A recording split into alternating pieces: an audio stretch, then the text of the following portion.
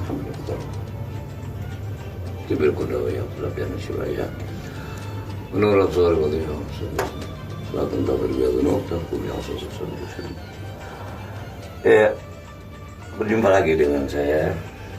Mudah-mudahan ada rahmat dari Allah dalam rangka memperingati setiap tahunnya haul daripada Maha Guru Al-Imam Al-Habar Al-Qutub Al-Habib Abdul Qadir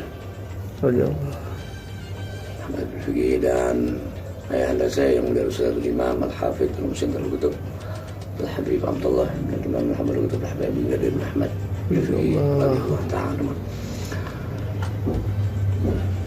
Namun dari situasi dan kondisi yang sudah sama-sama kita ketahui, maka oleh karena itu kami dari keluarga Ustaz di Malang mengharap kepada para asatidz atau kepada para kiai ajengan yang membawa rombongan agar tidak terlalu banyak dan tidak berkerumun di saat ziarah, dikarenakan itu merupakan tanggung jawab kami sebagai sahibul bait. Maka untuk semua alumni dan murid-murid juga, para asatidz, para kiai, saya harap mudah-mudahan walaupun bacaan tahlil, khatmul Quran ataupun Yasin itu di rumah masing-masing atau di majlis masing-masing, mudah-mudahan termasuk daripada apa yang disabdakan oleh baginda Rasulullah SAW yang ada dalam riwayat Imam Ibn Hibban dalam kitabnya As-Sahih dari Sayyidina Anas bin Malik radhiyallahu ta'ala dari Rasulullah SAW. Salah satu la yakhafuna hina yakhafun nas. Tiga orang ini tidak akan takut di saat seluruh manusia merasa resah dan takut gelisah. Yang pertama siapa? Alladzi yuhyi athar al-ulama.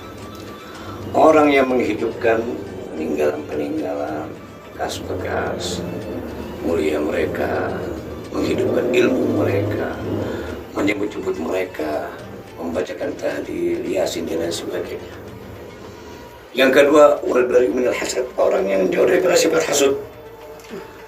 Yang ketiga, wasulu, dan orang yang gemar memberikan sedekah. Mudah-mudahan walaupun para alumni, walaupun para santri, walaupun simpatisan atau orang-orang yang muhib kepada imam yang berutama mengadakan di rumahnya masing-masing, insya Allah tidak akan keluar daripada hadis ini. Saya tambah lagi satu hadis lagi yang saya dengar dari yang beliau Ustaz Imam Al-Ta'ala.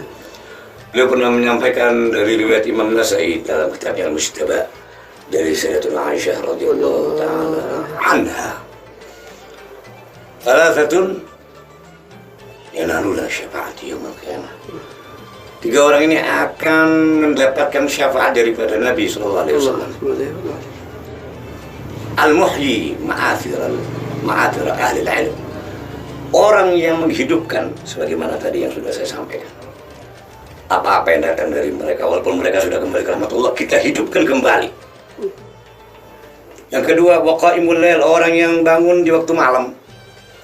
Yang ketiga, walladzi la yaqdabu, orang yang tidak gemar, yang tidak suka, yang tidak mau menghibah kepada saudaranya. Insya Allah mudah-mudahan kita masuk daripada apa yang saya katakan Nabi SAW. Dan mudah-mudahan semuanya tetap mendapatkan barakah Rasulullah SAW, barakah imam yang dari Allah dan para maha guru. Amin ya rabbal alamin. Assalamualaikum warahmatullahi wabarakatuh.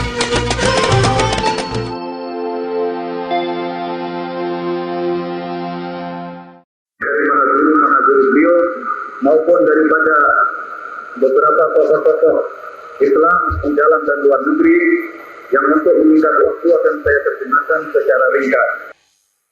Satu yang kita peringati pada upacara haul ini adalah maha guru kita Ustadzul Imam Al-Habrul Subhan Al-Habib Abdul Qadir bin Ahmad Al-Fiqih radhiyallahu anhu nafa'na bihi amin, yang dilahirkan di kota Tarif, Hadramut, Arabia Selatan pada tahun 1316 Hijriah atau 1898 Masehi.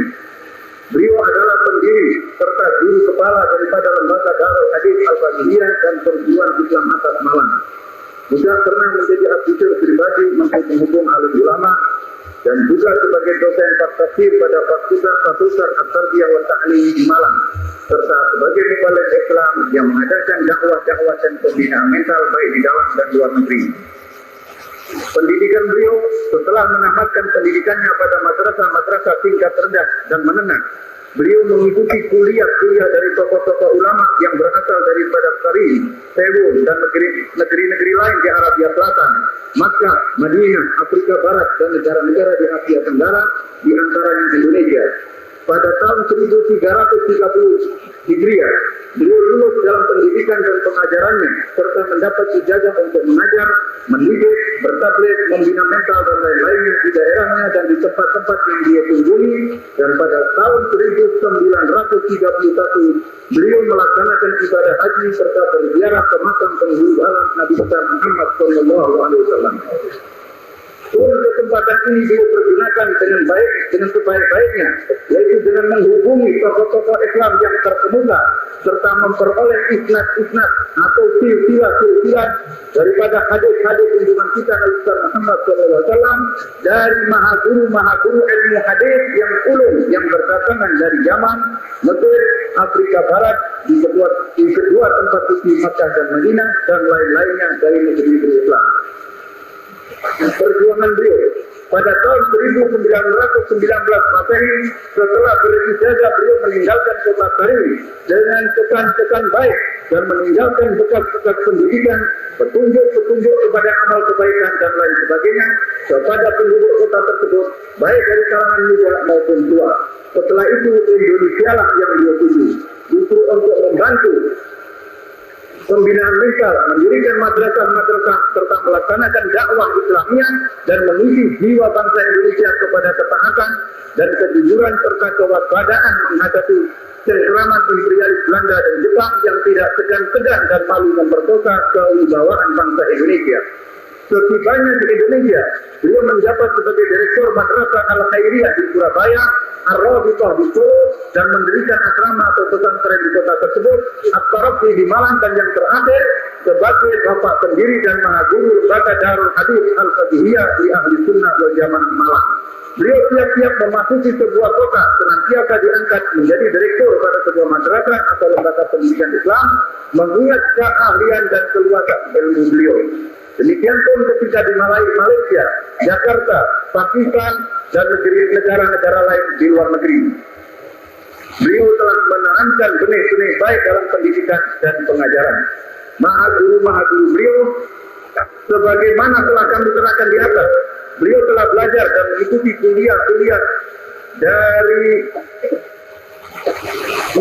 kuliah dari tokoh-tokoh terkemuka, alim ulama dari berbagai perguruan tinggi, dan mengikuti pula dan mendapat pula penghargaan serta ijazah dari beberapa mahaguru besar. Antara lain satu, Al-Allamah Al-Habib Ali bin Abdurrahman Al-Masyhur, Al-Allamah Al-Habib Abdullah bin Umar Al-Syafiri, Al-Allamah Al-Habib Ali bin Zain Al-Hadi, Al-Allamah Al-Habib Ahmad bin Muhammad Al-Faqih, Al-Allamah Al-Habib Qaddar bin Hasan Al-Idrus, Al-Allamah Al-Habib Abu Bakar bin Muhammad Al-Faqih, Al-Allamah Al-Habib Abu Bakar bin Shihab, Al-Allamah Al-Habib Abdullah bin Idrus Al-Idrus, Al-Allamah Al-Syekh Abu Bakar bin Umar Al-Khatib, Al-Allamah Syekh Hasan bin Muhammad Arfan, Al-Allamah Syekh Umar Baghari, serta Al-Allamah Syekh Muhammad bin Awad Al-Fadl, dan beberapa tokoh-tokoh ulama lainnya.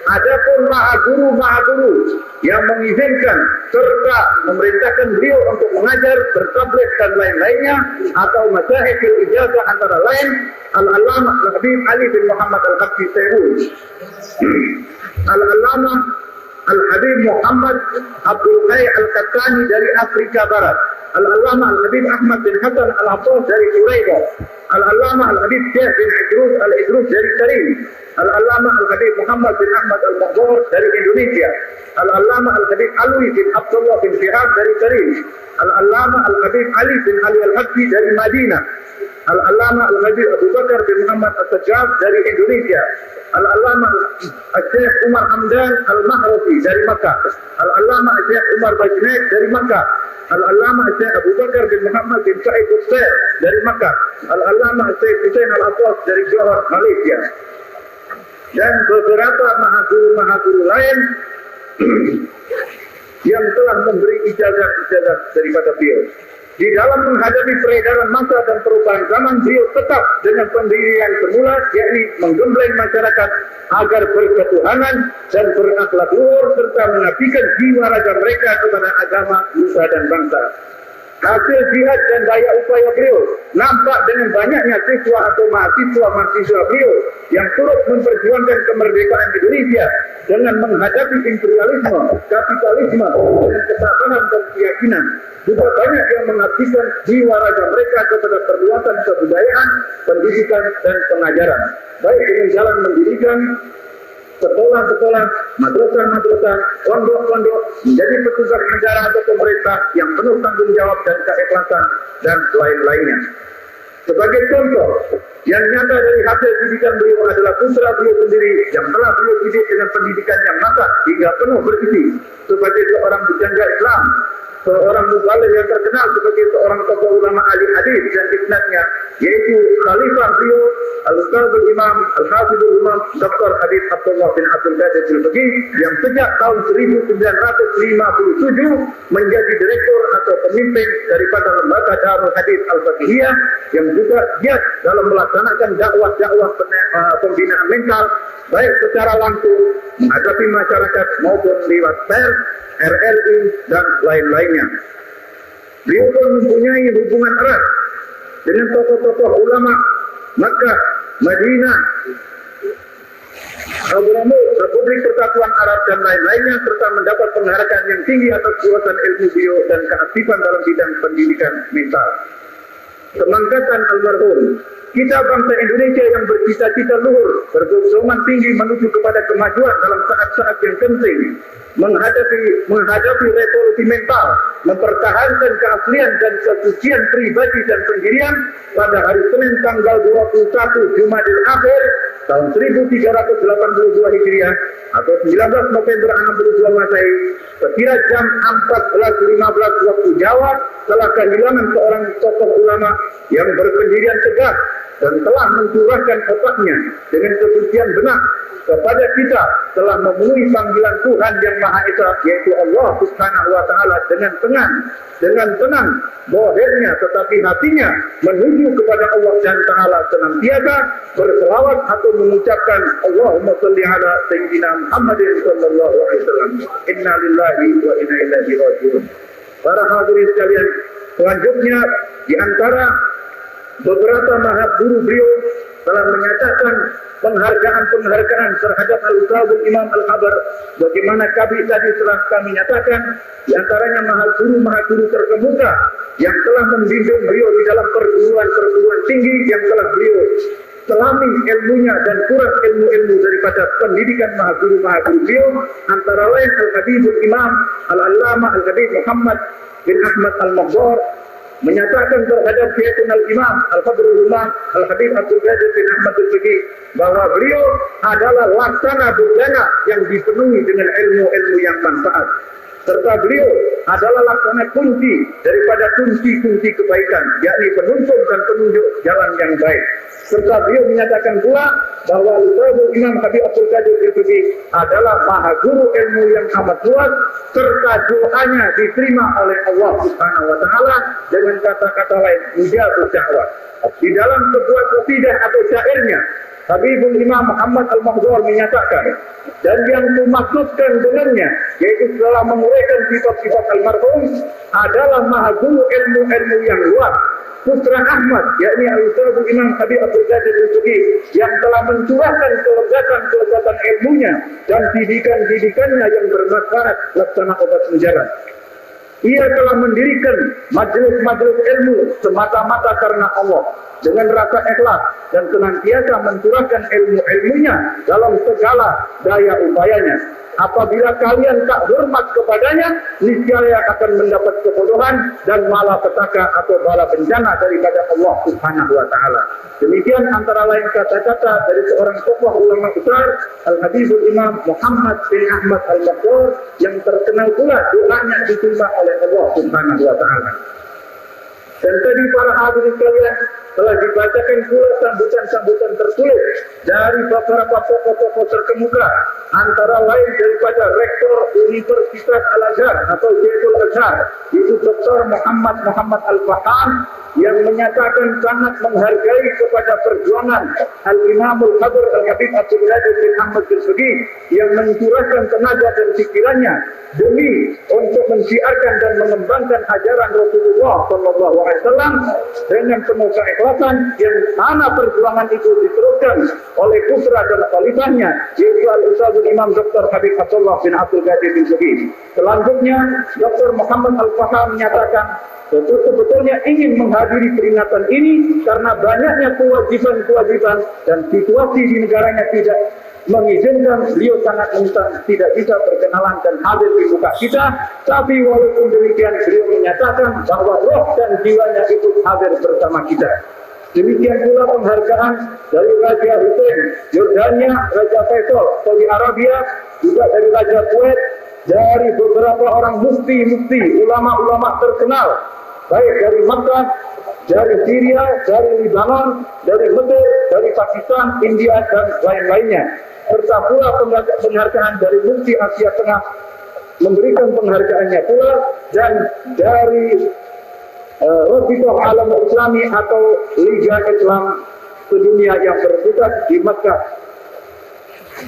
dari Makkah Al-Mukarramah. Juga sambutan-sambutan dari Bapak Presiden Republik Persatuan Arab, serta dari beberapa duta-duta negara Islam yang telah menyampaikan penghargaannya terhadap perjuangan dan hasil karya almarhum di dalam membina dan mencetak kader-kader muslimin, mubalighin, serta ulama-ulama yang bertakwa kepada Allah Subhanahu wa taala.